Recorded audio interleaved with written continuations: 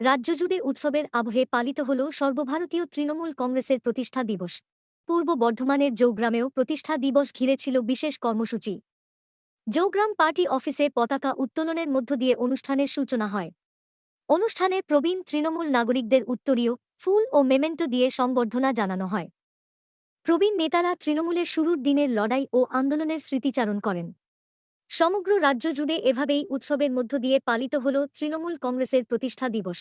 পূর্ব বর্ধমান থেকে আশিস কুমার ঘোষের report, TV news Bangla. আজ তৃণমূল কংগ্রেসের 28তম প্রতিষ্ঠা দিবস এবং সেই উপলক্ষে আমরা যেমন পতাকা উত্তোলন করলাম, দলীয় পতাকা, তার সাথে সাথে সেই সময় 1998-এর আজকের দিনে দাঁড়িয়ে যে সমস্ত সৈনিকদের নিয়ে মমতা বন্দ্যোপাধ্যায় সিপিএম বিরোধী আন্দোলন শুরু করেছিলেন, সেই সমস্ত সৈনিকদের যারা এখন বয়সের ভারে খানিকটা দুর্বল, কিন্তু তাদের যে মানসিক শক্তি, সেই শক্তিকে আমরা কুর্নি জানালাম, কারণ তাদের হাত ধরেই পরিবর্তন এসছে 2011-য়।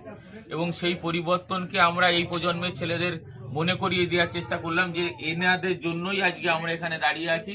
তৃণমূল কংগ্রেস এখানে সরকারে আছে এবং তৃণমূল কংগ্রেস সমস্ত স্তরে মানুষের পাশে দাঁড়ানোর যে সুযোগ বাংলার মানুষ করে দিয়েছে, তার কারিগরদের আমরা আজকে সম্মাননা জানালাম ছোট্ট মেমেন্টো এবং উত্তরীয় এবং ফুল দিয়ে।